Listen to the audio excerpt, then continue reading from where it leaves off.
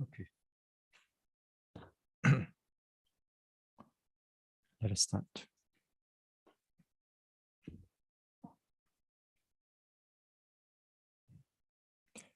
Kayena vacha chittena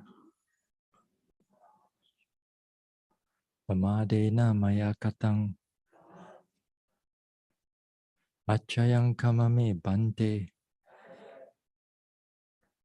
bhuri panya tathagata kayena vacha chittena pamadena maya katang achayang kamame dhamma sanditika akalika kayena vacha chittena pamadena maya katang achayang kamame sangha supatipanna anuttara sad.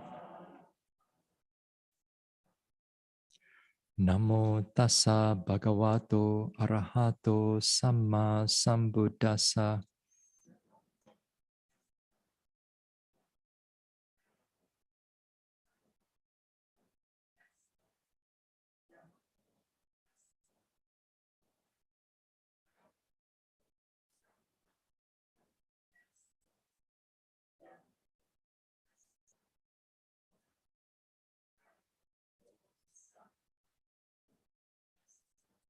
Buddhang saranang gacchami.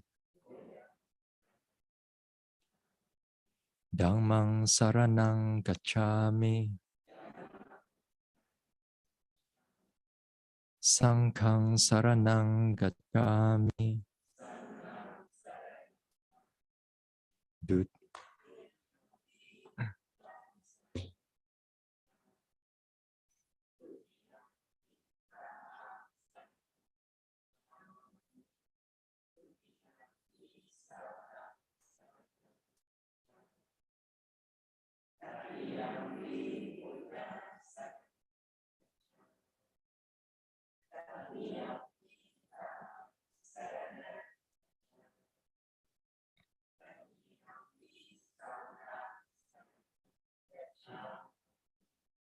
Tisarana gamanang paripunang.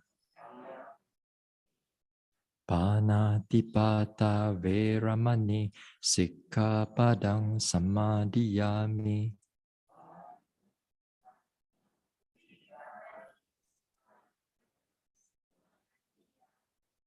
Adina dana veramani sikkhapadang samadhiyami.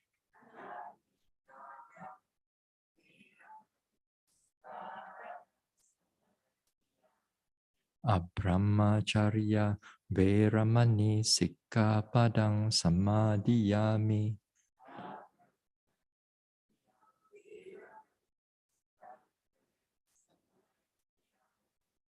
Musavada veramani sikkhapadang samadhiyami.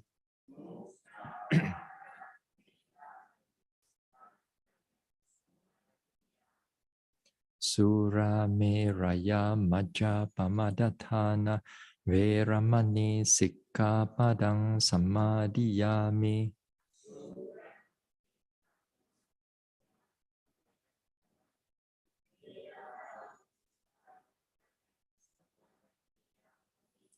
Vikala bhojana veramani sikkhapadang samadhiyami.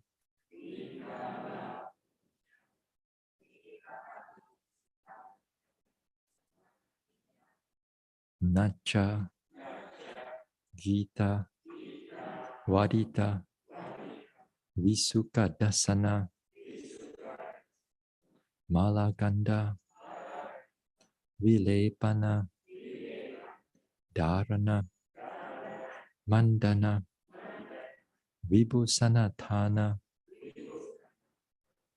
Veramani sikkhapadang samadhiyami.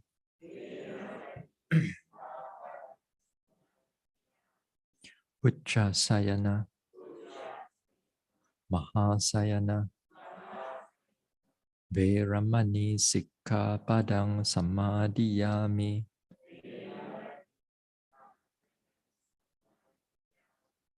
Idang me silang, Maga Palanyanasa, Pachayo, Hotu, Appamadena Sampadeta.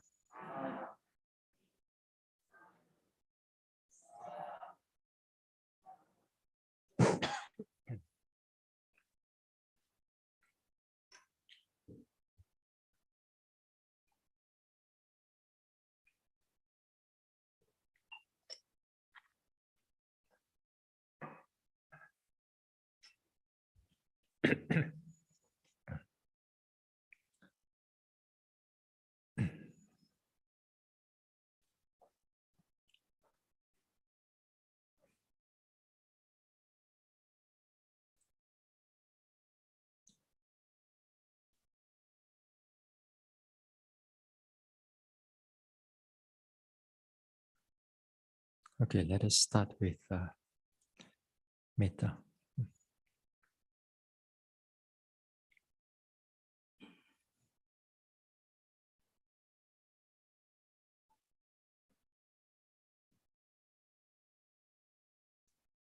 Now, let us sit here.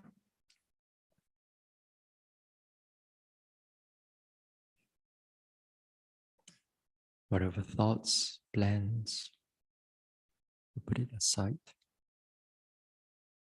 Also, all the Vipassana objects, we put it aside. Just be aware of the body.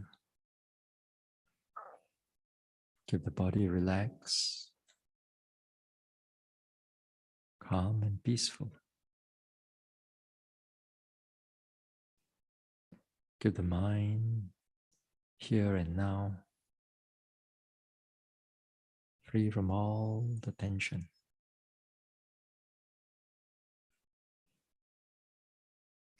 From top of the head, slowly relax the forehead, face, neck, shoulders and arms. Relax the chest, stomach area, spine, buttocks. Relax the hips, relax the thighs,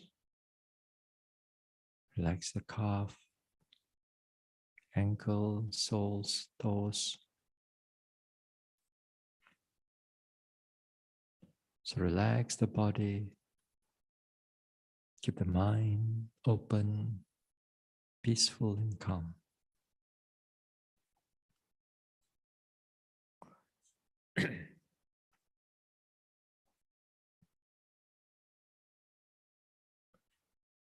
May I be free. May I be free from all kinds of harm and danger. Free from all mental suffering. Free from all physical suffering.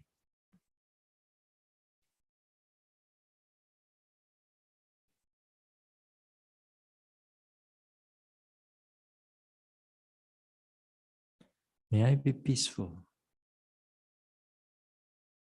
May I be well. May I be healthy. And may I truly be happy.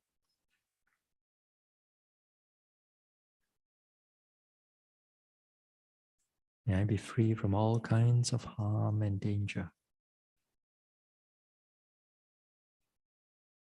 Free from all mental suffering. Free from all physical suffering.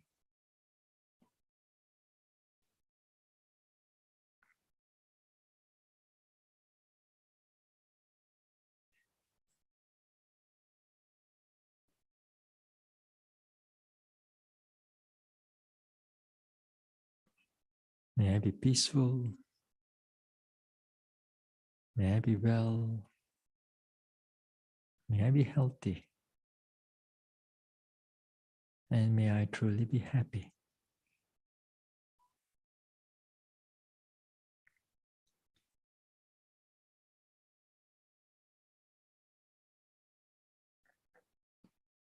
Now let us reach out. Reach out our goodwill, good thoughts to all the beings in this meditation center, in this locality or neighborhood. May they be humans or non-humans, guardian devas of this center or this locality, other devas around here.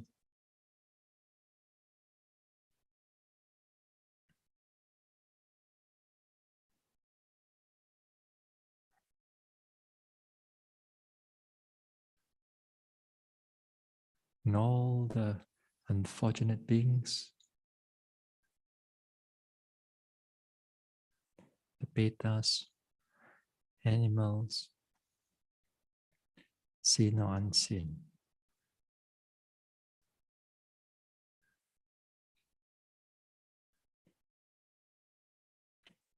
May all beings around here, may they be free from all kinds of harm and danger,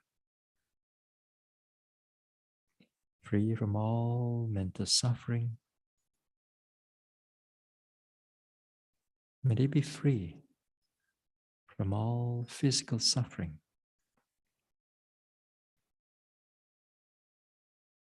May they all be peaceful. May they all be well. May they all truly be happy.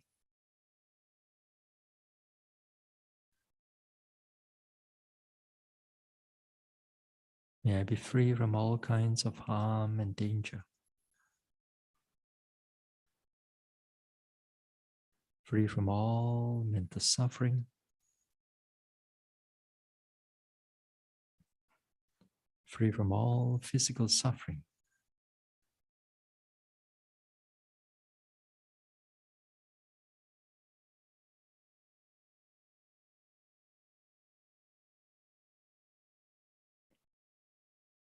May they all be peaceful, be well, and truly be happy.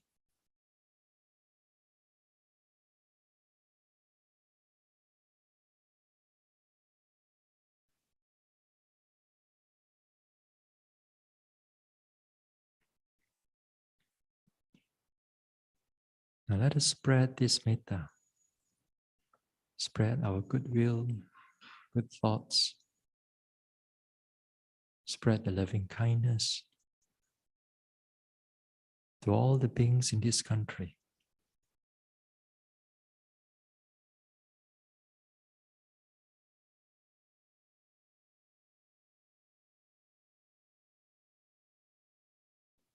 May they be humans or non-humans, devas or betas, animals big or small, far or near, seen or unseen. May all beings in this country be free from all kinds of harm and danger,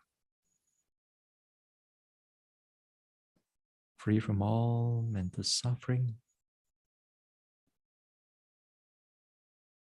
free from all physical suffering.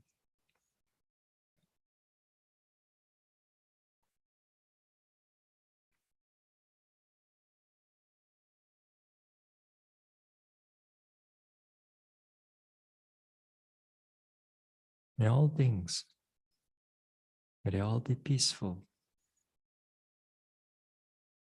May all beings in this country,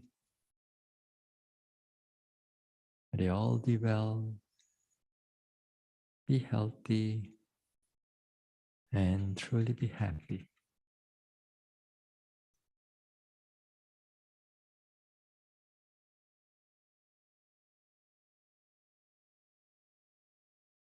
May all beings in this country be free from all kinds of harm and danger, free from all mental suffering, free from all physical suffering.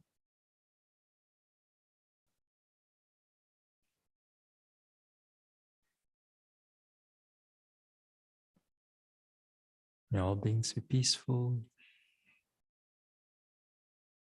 May they be well. And may they all truly be happy.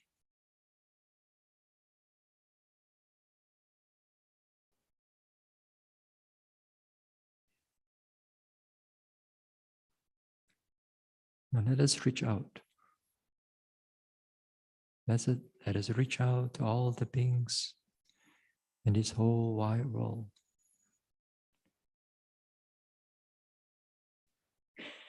Let our goodwill, good thoughts envelop the whole wide world.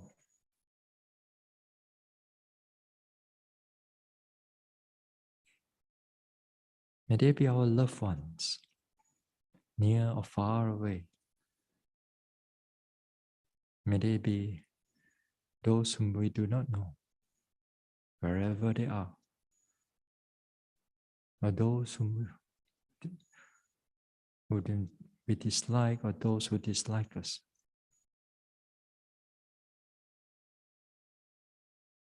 To all the guardian devas of the sasana, to all other devas residing in this world, to all the petas, to all the animals, big, small, far or near, seen or unseen.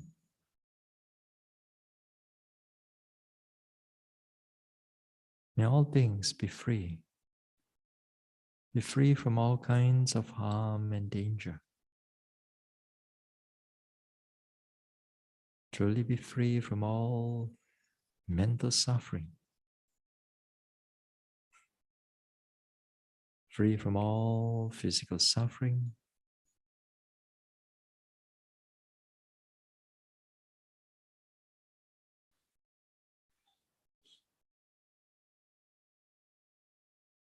may all beings in this world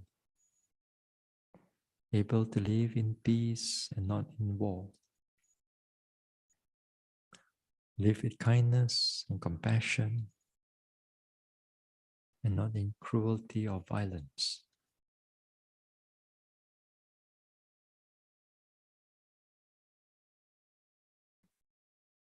May all beings be well. May they all be healthy. May they all truly be happy.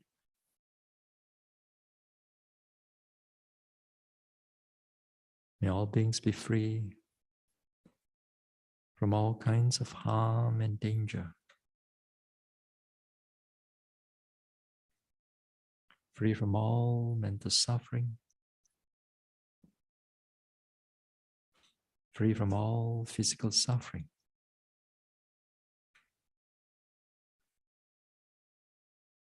May all beings be peaceful. May they all be well. May all beings in this world truly be happy.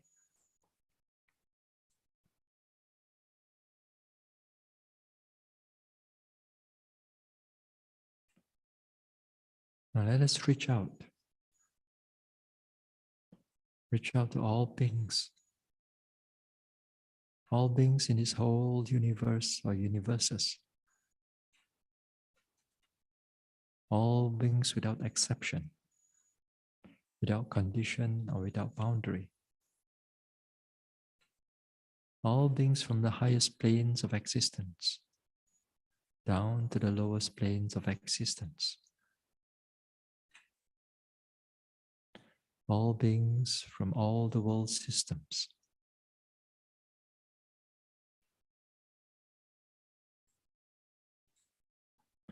May all beings without condition. Be free from all kinds of harm and danger. Free from all mental suffering. Free from all physical suffering.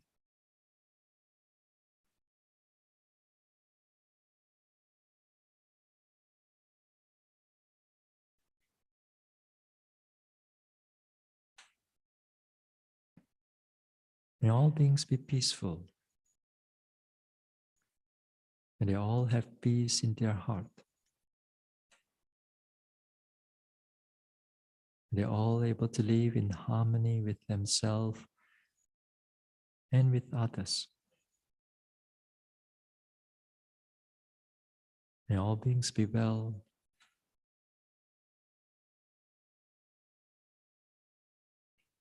May they all be healthy. May they all truly be happy. May all beings be free from all kinds of harm and danger. Free from all mental suffering. Free from all physical suffering.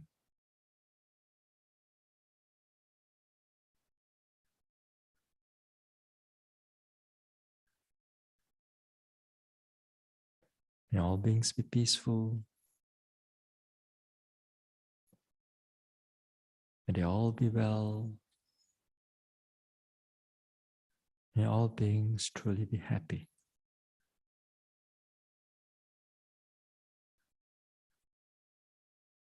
May all beings be peaceful, be well, and may all beings truly be happy.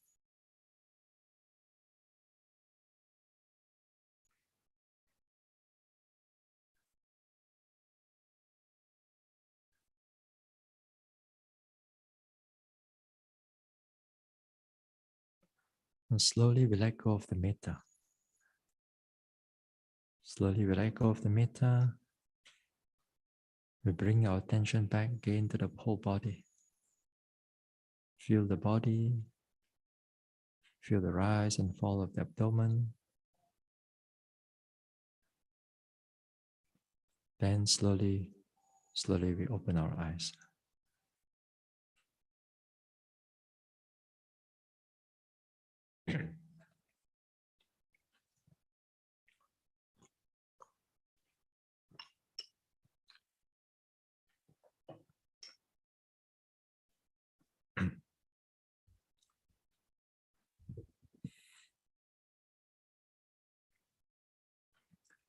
Yeah.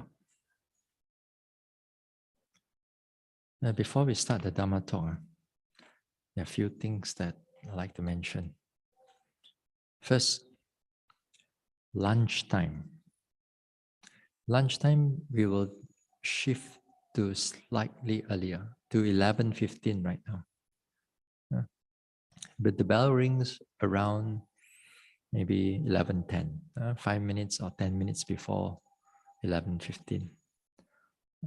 So earlier on, we have 11:30 because the cook and the boys need to adjust to the place. Yeah. So I said, they said 11:15, okay. So this is one thing. Hey, this is for my retreat only, not for the next retreat. I'm not sure. This all depends on the organizer or the teacher. The next one, here in the Sima Hall, afternoon is very hot. So you can open up the mosquito doors, the netting, the sliding door from 1 to 6 p.m. Morning is okay. Evening, of course, the insects and mosquito will start coming in. But this time, not much mosquito, so it's good. So we tried that before in the past, a few times. Open the mosquito net. It seems to be a bit better. Okay, next thing. Next one. They're going to repair the tiles tomorrow. So today they said that the contractor bought the tiles, and tomorrow they may start to repair some tiles there. So it's going to be a bit disturbing. It may also be a bit noisy. Maybe a bit dirty also. Yeah. So y'all got to bear up, lah, huh? So we'll see. And also usually on the next thing is that usually on Tuesday and Friday. Tuesday and Friday after before you go for breakfast. Normally we ask the yogis to take all your cushions up to the, up there, so that the boys can able to mop the floor. But this week, since we're going to do the tiles, so no point, huh? I'm not sure yet. Huh? We'll see how it goes. But normally is that Tuesday, Friday, you have to take up the cushions up before breakfast, so that the boys can come up during breakfast. But anyway, this one, for the meantime, it's we wait and see how the repair goes on. Okay, so just bear up again. Everything got to bear up this time. All right.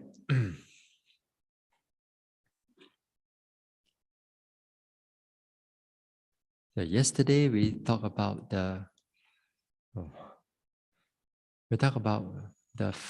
finer forms of this, the subtle part of the defilements, that we have to see it even when we are in the retreat.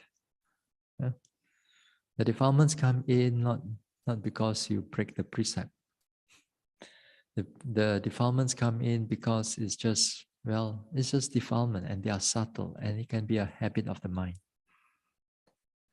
Normally, a lot of times out there, we don't take note of these things.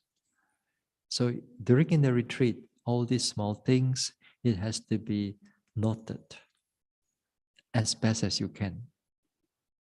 It will be difficult, but as your mindfulness keep growing, and you try here and there, trial and error, then you're able to pick it up. Especially for a beginner, to pick up these things, it helps you to sort of like disentangle a lot of things, in the sense that your laziness is checked. Your desire is checked. Your wanting is checked. And that is great, because if you check it for a number of times, like for example, as I said, if you are doing the walking, and then we don't go into drinking, or if there's desire to come up for, to have coffee or tea or whatever, then you take note of those desire. Or the mind wants to go, or during walking, you want to do something else, like go to your room, go to your bed. Then you got to take note of those things, to pull the mind back from executing the actions. So sometimes we may not even the intentions also. We may know the intention, but we have to take note whether the intention is suitable for us to execute through or not. During the walking meditation, when we know the intention, fine. That one, it's already you're used to it, so it's fine. We don't consider it so much. But at other times, we may need to consider whether our action or speech needs to be executed or not. Sometimes there may be a desire to talk to another yogi. Then you ask yourself, is it necessary? Is it important? So a lot of times it may not be important. So we hold back our tongue, our actions. But in other conditions, in other times, there may be a emergency. So during emergency, we need to exercise what we need to be, we need to do. So these type of things, when you can able to differentiate so many ways, you begin to notice all your finer defilements in your heart. And this one, you can able to extend out to your everyday life. Then we can able to check our ulterior motive, especially when we are out there. If we don't check it, it always doing the same thing again and again without we realizing it. Doing the same bad habit again and again without we realizing it. Antagonizing others, and we think that is okay. So all these type of things. So you begin to look into it, you'll find that your mind and your body becomes, especially your mind becomes more straighter.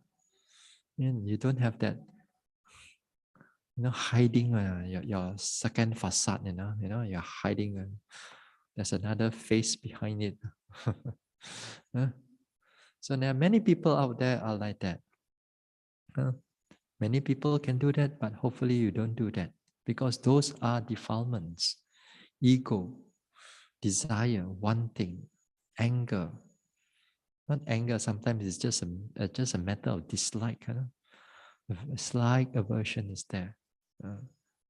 So it's good for us to see those things. And during the Vipassana, the training is something like that. Not just only on lifting, pushing, dropping. Not just only on rising, falling. If it's just only on rising, falling, lifting, pushing, dropping, then all your development is very narrow, actually. Now, let us move on to the next one. We move on to the next one is to see that whether your object of your meditation is the right object or is not a suitable object. And this one, say is easy, but when you do it, and without guidance especially, a lot of times we're going to fall into the non-suitable objects of meditation. There are many non-suitable objects during meditation. Vipassana I'm talking over here. Don't confuse yourself with samatha meditation. We're talking that specifically for Vipassana meditation. Now, many times we say, hey, when you are walking, happen to see something, what are you supposed to do? Seeing. When so happen to hear something, what do? Hearing. That's what we do. But not many people do it. Not many yogis do it. That is where, when we invite all these unsuitable objects come in, when we invite them in, it comes together with defilements also. It does not come just thoughts and thinking on it, but it comes with thoughts, thinking, emotion, fear, anger, desire, and so on. Everything comes together. In the Vipassana meditation, you are given the objects like rising, falling, you take note. You are given the lifting, pushing, dropping, to take note. You are given what else? Sitting, touching, pain, sensations of the body, itchiness. To take note of these objects. Then you pay attention. If you follow this one, you pay attention to the objects. If you start off with this way, well and good. But as you go further into the development, and that's where the mind becomes much more confusing. Unless your mindfulness is sharp enough. Now you see, when we are meditating, day in, day out, you arousing that mindfulness. And you keep on pushing and pushing, and you struggle to develop that mindfulness. When you develop that mindfulness, the mind become alert and clear for a certain period of time. And one of the characteristic of this mindfulness is to come face to face with the object, right? Go near to the object and see what is going on. When we say near to the object, it is also include non-Vipassana object also. That means when the mindfulness is there, it also goes near to it. In other words, for example, when you meditate now, your thinking becomes clearer. Your thoughts becomes clearer. Your memories become clearer. Your planning becomes clearer, sharper also. Out there, you cannot plan anything, but sit here, all the planning, you know, everything one after another. Then you plan. But why is it that it become clearer? It's because of mindfulness. Mindfulness makes everything clearer because it goes near to the object. It eliminates everything out. So it sees all your concept also become clearly. That's why you can plan so much. Plan and plan and plan and plan and plan. And sometimes we are so fascinated with, wow, our mind can plan so clearly one. Out there also cannot do. Meditate only can do everything. No. Then you find it interesting. Interesting, yes. Yes, this is interesting, worldly interesting. Yeah. But they are not Vipassana objects. But you fall into it. You fall into all the story, the planning, you go and follow and follow and follow. You see what I mean right now? It's because of sometimes we cannot differentiate. And sometimes we delight in those type of planning or thinking. We delight into it. We delight into it because it connected to your everyday life or connected to your work, connected to your job, connected to your career. No. Sometimes some yogis, they come to meditation retreat. They may have some work problem or some problem hanging there. Then after that, they come into the retreat. So they meditate. Then that problem all pop up. So there they are, only you solve that problem, only you come gone, You feel good about yourself. Then only you go rising, falling, sitting, touching. If you don't touch, if you don't finish it, no, you're not going to let it go. So there are a number of yogis are like that. And sometimes they even have like, yogis, maybe let's say, they may want to give a speech after the talk, not after the after the retreat, maybe, some presentation that they need to go. They meditate only, they put the book beside there, put the book beside there. Then they meditate. Wow, clear already. Wow, this is I'm going to talk.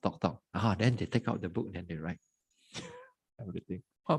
Then meditate again. You see what they do? All kinds of people just fall into all this trap.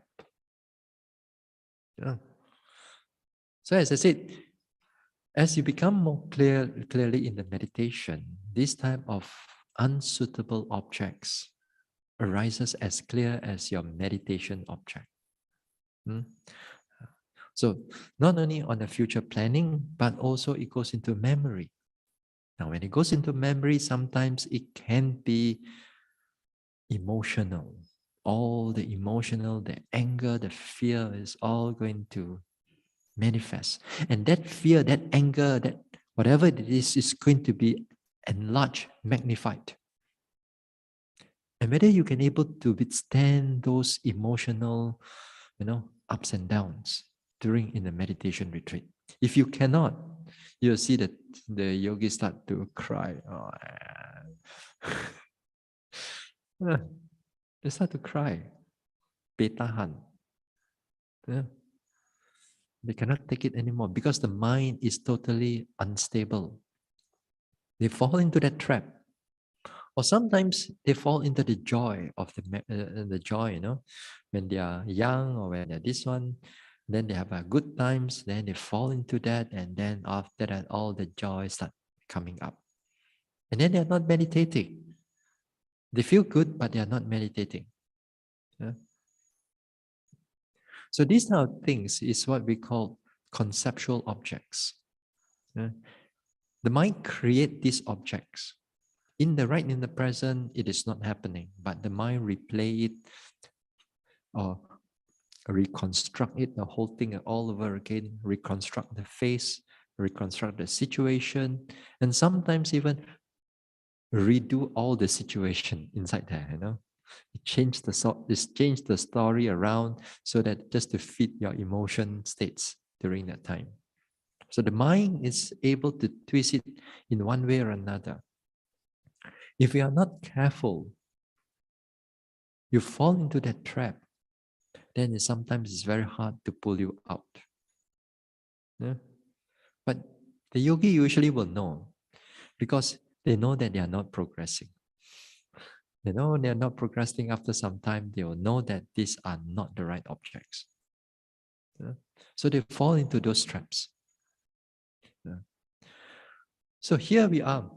While we are meditating, when you are given the objects, this rising, falling, sitting, touching, there is a reason. There are reasons why that it has the Vipassana has to take these objects. Because these objects are directly known, not created by the mind. Directly known. That is to say, even you don't label it, these are you can feel it, you can notice it. And when you notice it clearer, it shows you even more characteristic. That is to say, there are deeper characteristics as how it arises, how it sustains, how it disappears. Or there will be characteristic of anicca, dukkha, anatta arising and passing away again and again in a very fast manner, depending on your level, depending on your development.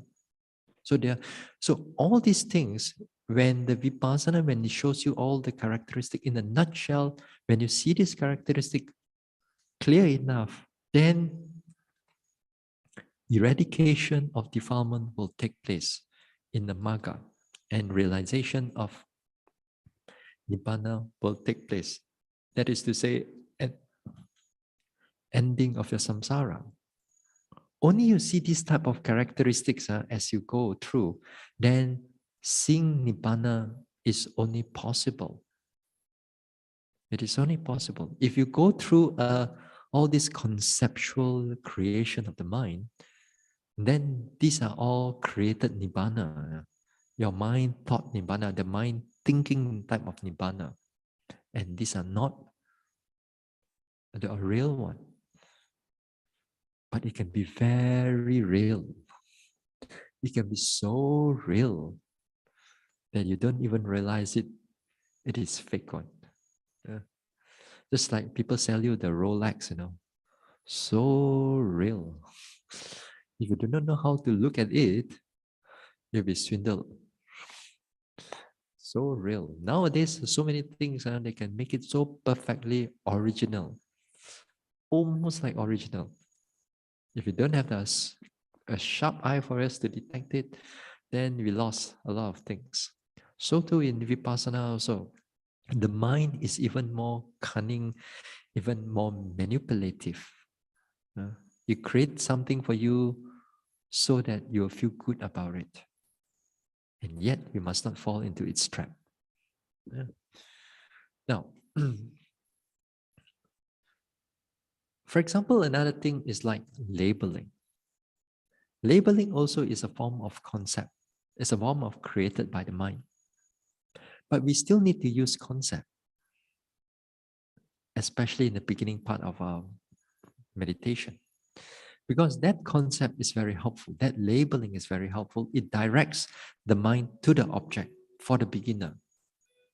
That's why for the beginner, you have to keep on labeling, rising, falling, sitting, touching, titi, ta, ta, titi, ta, ta, ta, ta, ta, ta.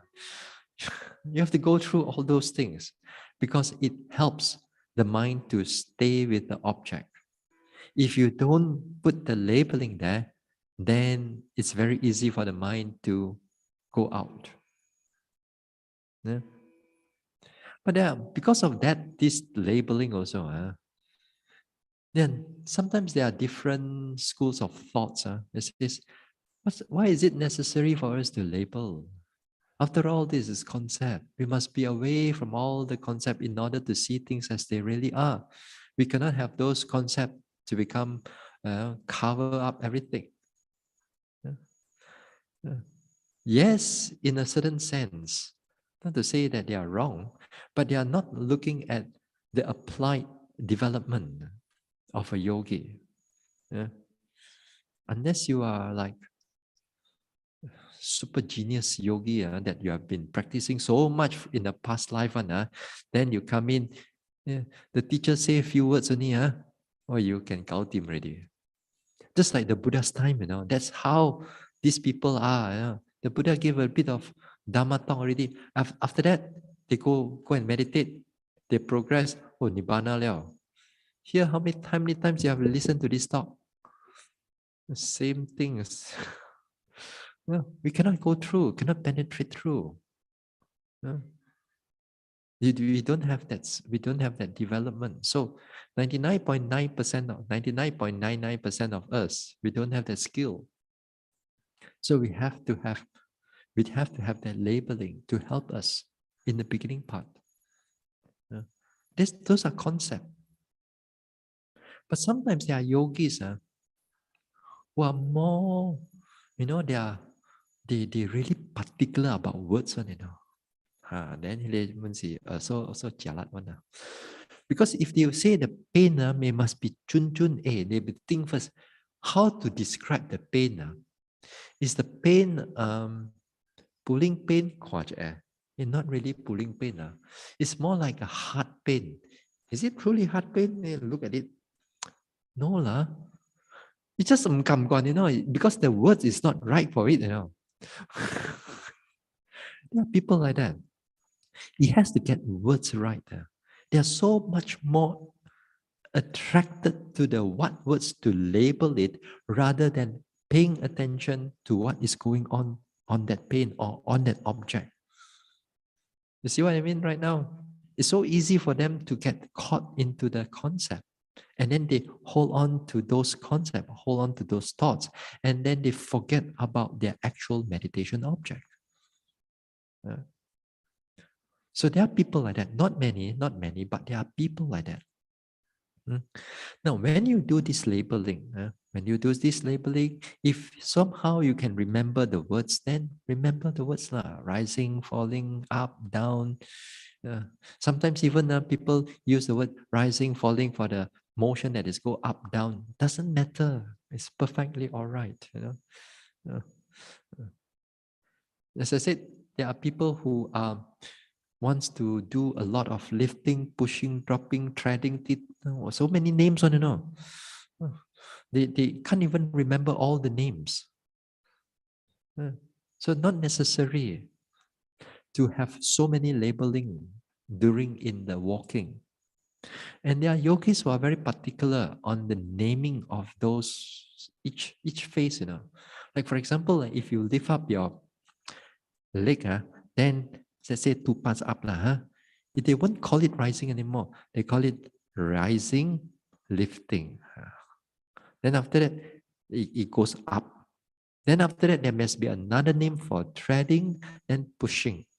Treading is one thing, pushing is one thing. Then after that, lowering down, touching, stepping. They must go through all those things, every word to go through all those. So every time they are very particular about every word just to go through everything. Yeah. Some people like it in that way. Some yogis are in that category. And that is where sometimes they are more, to them, those words are very important to them.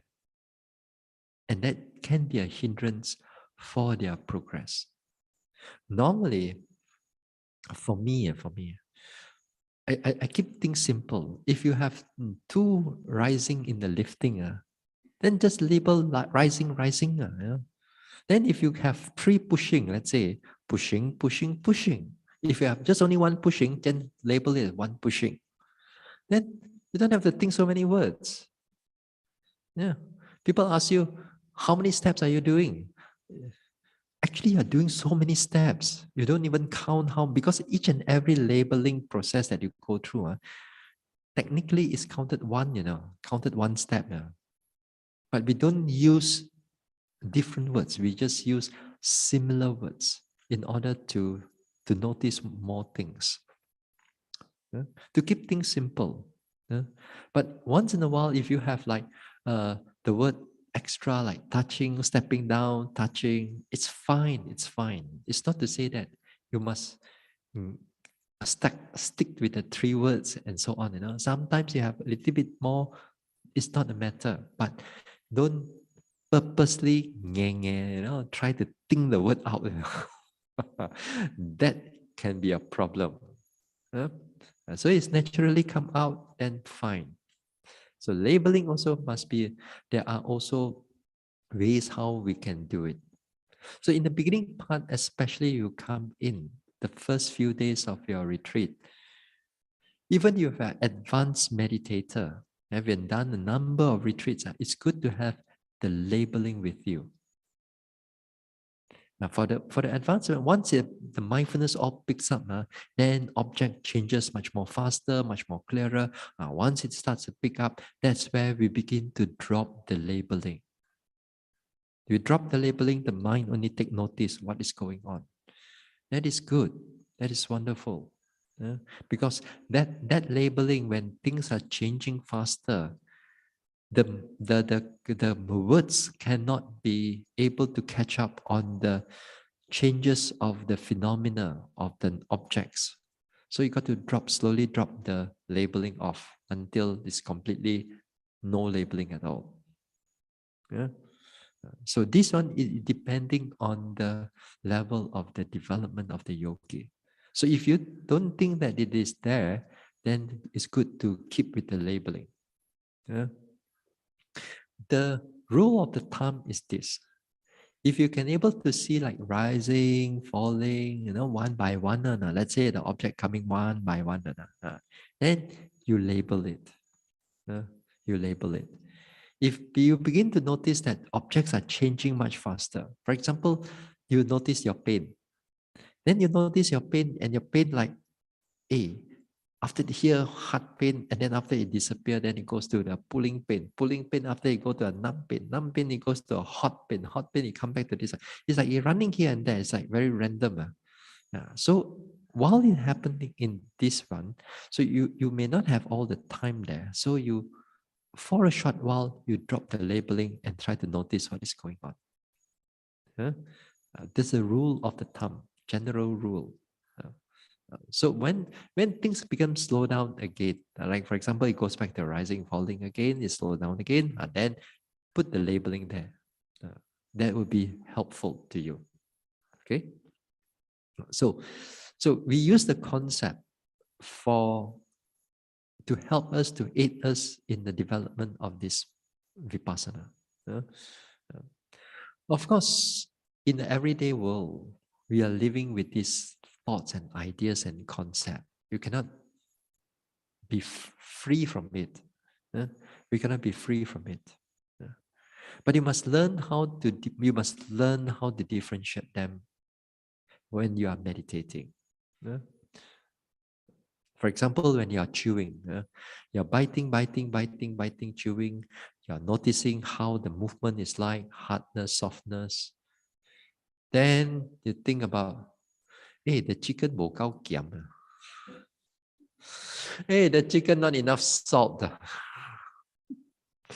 Pop, you go into concept already. So easy. Not that you won't think, you will think. The thing is that you don't get attached to what you are thinking. If you are attached to what you are thinking, that is the fault there. The thinking will naturally come up.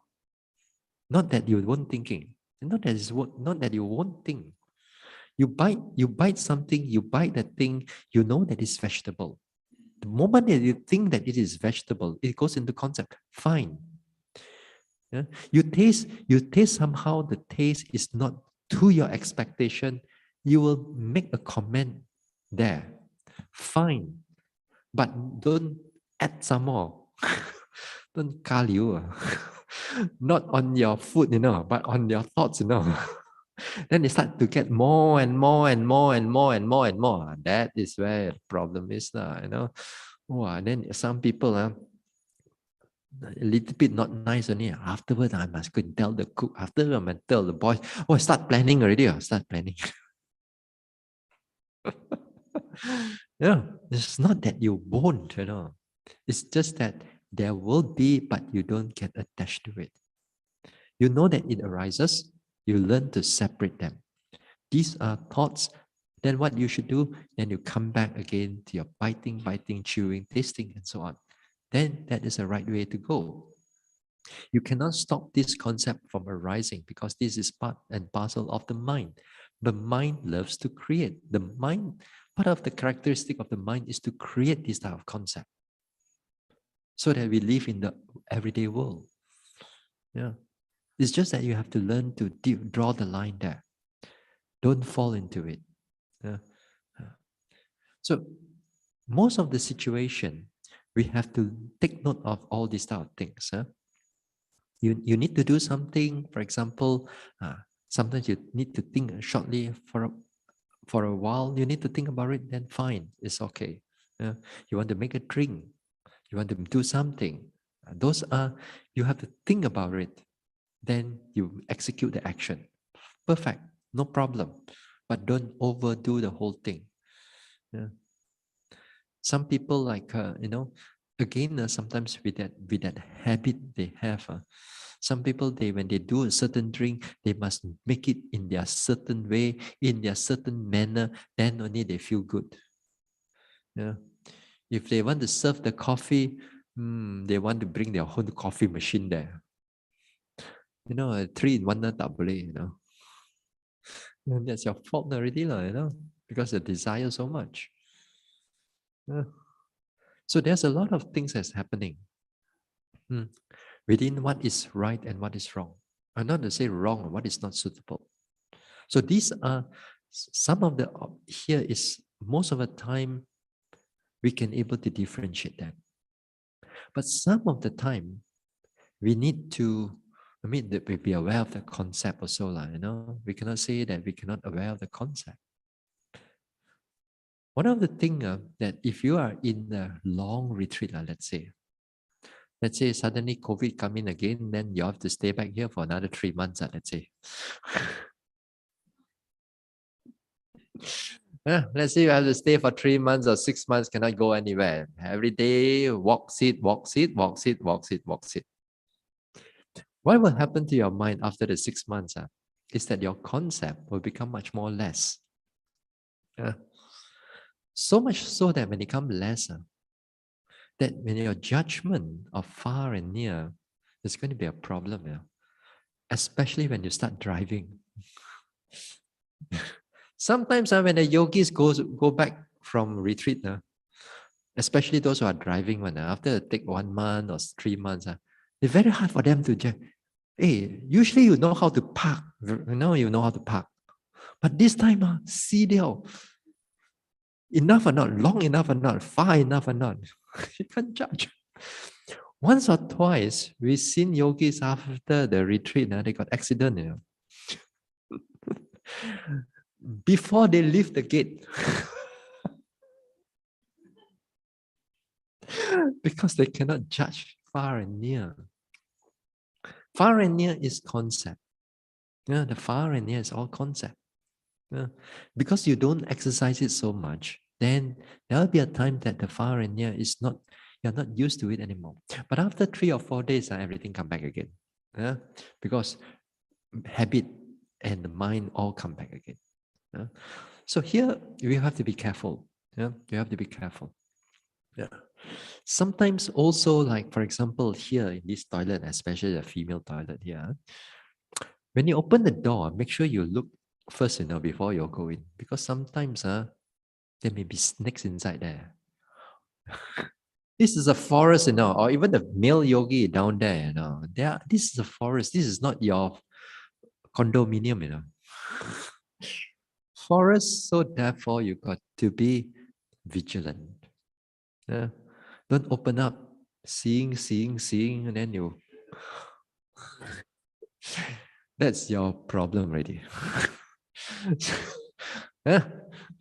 So you got to be aware of it. You got to be vigilant at certain times. So we are in a forest setting. In the forest setting, yeah, we try to clear things as best as possible, to keep things uh, clearing the land and so on. But nevertheless, sometimes these things come, and it will be good to see how your emotion, whether they are going into craziness or stabilizing, especially when you look at the snake there, or even touching also. Uh, Some people look at the snake, what happened? Cold sweat come out. Just now they're super mindful, lifting, pushing, dropping. See the snake only completely gone habis. What type of mindfulness? Because the fear is not being noted. The fear is there. A lot of this training, a lot of our training is to overcome a lot of our phobia. Our phobia for snakes our phobia for kui kui.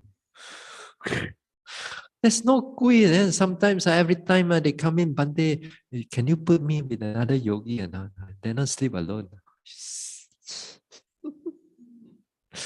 Problem. Yeah.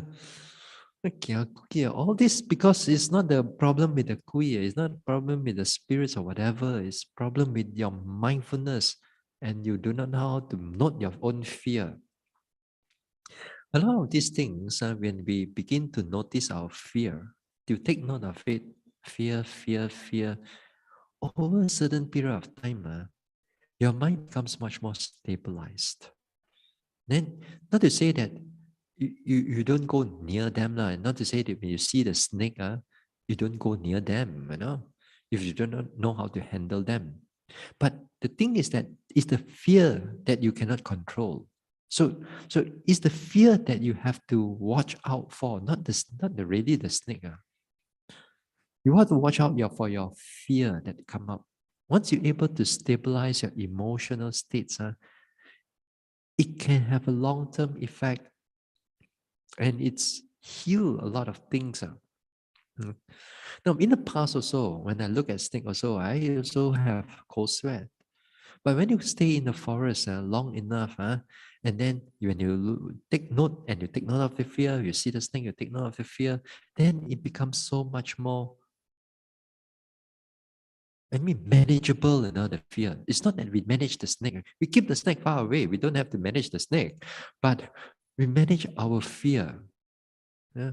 We manage this fear. Once you're able to manage this fear, next time when it comes around you, it's not be a problem anymore. But we just stay away from it. Mm. Recently, a few months ago, actually, I went for a walk near somewhere in Penang. Walk. Suddenly the snake start to hiss on us. When you hear the snakes like that one, it's not a normal snake, it's the cobra. Normal snake don't like that one. Normal snake, when you go near it, it will go away. But this type of snake, they won't run away one. They will try to face you. It was just my arm's length away only. But luckily, the arm's length is the tail arm's length. The head is further away, But it's still near, just because I just was walking past it. So when I hear it, I still turn back to look at it. It raised its head, But I was a bit far here and there, It's a bit far, but it raised its head, So you see its cobra, the hood all come up. There's no fear. You keep it at its distance, no fear. But after I carry on my walk, bo si go. This, that's how we train over time. The fear we slowly learn to overcome them. It's not that you cannot overcome them. It's just that whether when it happens, are you able to take note of that fear rather than the snake itself? Yeah? Rather than whatever situation that you are in. So when you take note of these type of things, it helps you to overcome a lot of your problems, which is connected to a lot of our seeing, smelling, tasting, all these type of things. And it helps to stabilize a lot of things. You will come to a time that when the fear is able to be more controlled, then you go to a place where it's more alone, like in a meditation center, or when you stay in a room, does not matter at all. There's no the mind is not disturbed at all. In fact, that you welcome alone. Nobody disturb, nobody snore.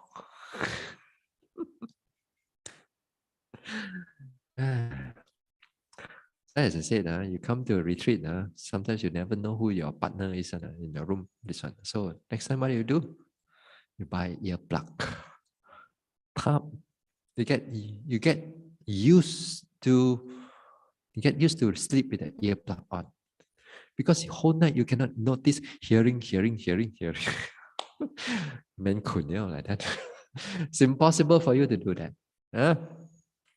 So this is something. So we have to take note of this concept. Now the concept can become much more refined as we go into deeper. And when I say refined, doesn't mean it's small, It's just that refined, and that means in the beginning, when you start meditating, you don't see that clearly. But when you are actually developing, these things become much more clearer than before. For example, like when you're meditating, then lights arises. Various kinds of lights arises. Some people have more, some people have less. Some people is just passing through, some people don't have it at all. Fine, it's perfectly all right now. So the problem is that sometimes our yogi, their mouth are very big and very. I went to meditate now. I can see all this light, that light now. Oh, next time you all go meditate also, you must go and see all this light also. Then you see all this light, then hold liao. That's where all blind leads the blind, The lights are not the problem. As I said just now, the same thing. When you think about the taste and think about the chicken, it's not a problem. You know that it's there. Only thing that you learn how to differentiate them, then go back to your actual meditation object. So do the same thing when you meditate, the lights will come up sooner or later. Different types of light, and it can become very bright for some yogis. Sometimes it can be a spotted light, sometimes the lights can be very spread out. It may be connected with the body, but the mind can enhance it even more clearer. So with this, the yogi also must be careful. Don't fall into its trap. It can be very beautiful. It can be very nice. And these type of things, you don't see it out there. When you are in meditation, you do see it. So these are also mind-made, created by the mind. You created by the mind, and then you take note of it. So you're not seeing, or lights. If it's still there, don't stay with it. Go back to your rising, falling, or sitting, touching, or whatever. It may be quite bright, as if like this spotlight. Then you just note, you just keep on noting what is going on. You know it's there. Not to say that you do not know it's there. You know it's there. You don't try to push it away. The more that you want to push it away, then if you don't realize it, it's your dislike arises. Your ill will or aversion arises already. And that aversion, if you don't notice it, then become a problem, then it begin to wreak havoc in your noting mind. Yeah. So these type of things, it can create it very clear for you to see.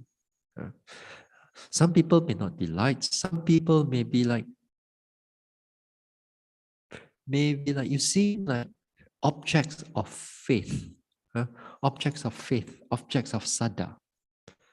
Those objects of faith are, for example, is like Buddha, Sangha, or you see activity of a wholesome activity, maybe a dana, maybe a katina, maybe a Vesak activity, and it comes into your mind. To you, you may think that, hey, this one is not unwholesome. This one, in fact, that, I never seen such a bright Buddha in front of me. So for those people with a lot of faith on, and they are very much inclined into faith, then they get like attached to it. They forget about their rising, falling, sitting, touching, or whatever, and they get attached to it. They find it is wonderful, and sometimes they can be quite pleasant and nice. So the concept becomes clear, and you do not know where you are dishonored. So it becomes clear, you get attached to the whole thing, and you forget about your meditation. No. You still think that you are doing Vipassana, but you are not doing Vipassana anymore. You're already out already. You're already out of the Vipassana path. Unless that time you know that this is just mind created thing only. Just not seeing Buddha. It doesn't disappear, fine. Leave it at the background. Go back to your rising, sitting, touching, and so on. Because those things does not give rise to any form of arising, passing away. So this is one thing. So you take note of those things. It become finer. Now, when it comes to thinking, thinking here, when there's a lot of like thinking, restless mind arises, sometimes you may have like random thoughts coming in and so on. Now, those random thoughts, if you're into its story, into its drama, into its history, into its planning, but the moment you go inside there, that means you already go into all this wrong object or not suitable object. So a yogi must learn to come out from it and just note it as thinking, planning. Here, when you're not thinking, planning, here is that you are looking at the mental process of thinking that is happening here and now. If you are looking at the mental process, then it's the right object. But if you go into the story, into the drama, then that is not the suitable object for Vipassana. So it's a very fine line here. If you are not a meditator, if you are not a Vipassana meditator, it's very difficult for you to differentiate this out, to distinguish this thing out. And even if you are first time, second time meditation retreat, you can still try, but there will be a lot of times you'll be still inside the story. But it's always try to get out from that created thoughts and so on. And it can be very random. It can be very random. It can be also very specific. The theme can be very specific. It's about something. Then the story keep going around it, and you fall into it. If you want to pull it, then you got to pull it out and not thinking or worry, or desire, or restless. Label it, then it become helpful for you. Sometimes at the same time, if it's a mind, is a lot of thinking, then sometimes when you label it a bit softer. Thinking or planning, even though with the mind is a lot of activity inside there. This helps to calm the mind. It helps to soothe the mind. Soothe that restless thoughts. So as long as you go inside there, it is fine. Now, again, there are concepts may not come in words and thinking. It comes in just next to your noting mind. It's not labeling, but next to your noting. So this one you also have to be careful. For example, when we pay attention to the rising and falling, how does it how does it move? Oh, it moves like it move up, it move down. Sometimes it move like a balloon like that. Oh, we go up like a balloon like that. Yeah. Sometimes you're not sitting and touching. You know the sitting position. That's it. When you know the sitting position, while you are noting it, at the same time, at the background, you feel a shape of yourself. The shape of you are sitting. That is concept. But it's just come together with, it's just attached quietly onto it. Because this is the nature of how our mind works.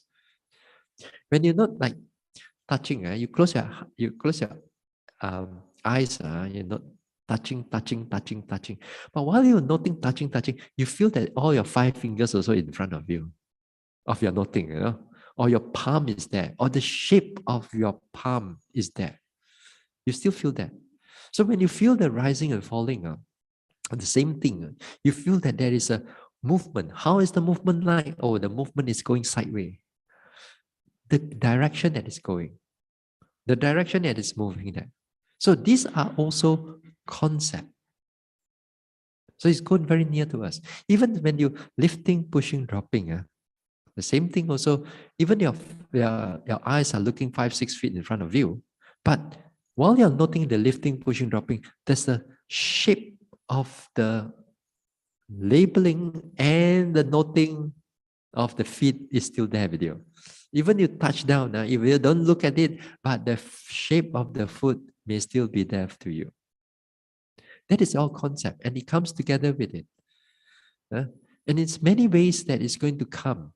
How is the pain like? Oh, the pain is so hard. The pain is look like a lump. The pain is like something like this, like that. You know, you can able to describe it in that sense. So these are all concept that is connected with the pain. Connected with the object. But as you develop further, that's where the concept slowly will disappear. The rising and falling is not like forward, backward anymore. It's just arise, pass away, arise, pass away. Which direction? You don't even know what direction. Which way does it go? You don't even know which way does it go, but you know that it exists. You know that it arises, it passes away in a very fast manner. It doesn't have that shape anymore. It doesn't have that balloon shape anymore. It doesn't have that staggering shape anymore. It's just everything is going to arise and passes away. Everything. You don't even able to differentiate between the arising and passing away of your touching and your rising and falling. What is heat and what is rising and falling? You don't even differentiate because everything goes into arising and passing away. Every object goes into that, and don't have the distinguishing of this and that anymore. It's everything is just arising and passing away. You see, slowly and slowly, when you go into deeper into Vipassana, it breaks away a lot of this concept, worldly concept. But then, because you see those things arising and passing away, changing and everything, that's where the new perception arises. The new perception is the anicca, dukkha, anatta perception. And you see things much more clearly. If this concept is still around, then it's going to hinder the deeper aspect of this one. So, because of that, sometimes yogi fear. They fear, how come my rising, falling, not the same like in the past one. Last time can rise and fall sui like that. Now like this. Like go here, go there. How come? Then when I look at rising, falling, it still go up and down. But when I pay attention to it, it's all very different. Why? Because the concept is being broken a bit. The concept is being removed. So it's perfectly all right. But because yogis still hold on to their concept, that's where they get attached to what they want to see, connected to the past. If they cannot let go, that means they cannot go forward. Because they want to see what they want to see. New things coming in, new aspect coming in, new changes coming in. No, I'm not so interested. Interested in those what is comfortable. They don't want to go out of their comfort zone. Because why? The desire, it is more like craving, craving for their attachment to all this, how things should be. So that's why you said this concept can be very deep. Yeah? It can be very deep. So letting go of this concept is says easy, but when you are reaching it there, you don't even want to let it go because maybe out of fear, out of doubt, skeptical doubt, a number of things. Yeah? So if you can, you slowly let it go and truly see things as they really are. Okay? So enough for tonight. We're going to continue the Dhamma talk not tomorrow, but on the following night. Today is Sunday. How could you all know this says Sunday? No, switch it already, I think. This is a trick question, actually. If you stay long enough, you do not know what day is what day on. You do not know what is Sunday and Monday on. If you're working out there, then it's only true. Long enough, yeah. Anyway, we're going to continue the talk on Tuesday. Yeah. So tomorrow there's no Dhamma talk. Okay.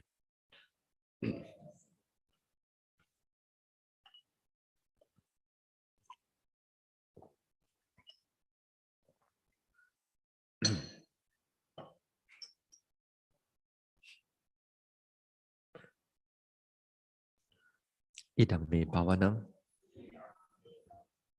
nibbanasa pachayo hotu. May my mental cultivation be a condition for the realization of Nibbana.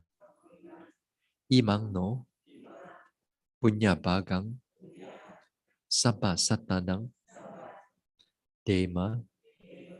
We share these merits with our departed ones, with all beings and all the devas. Sabbe satta sukhi hontu anumodantu. May all beings be happy. May they rejoice in these spirits. Sadhu, sadhu, sadhu, sadhu.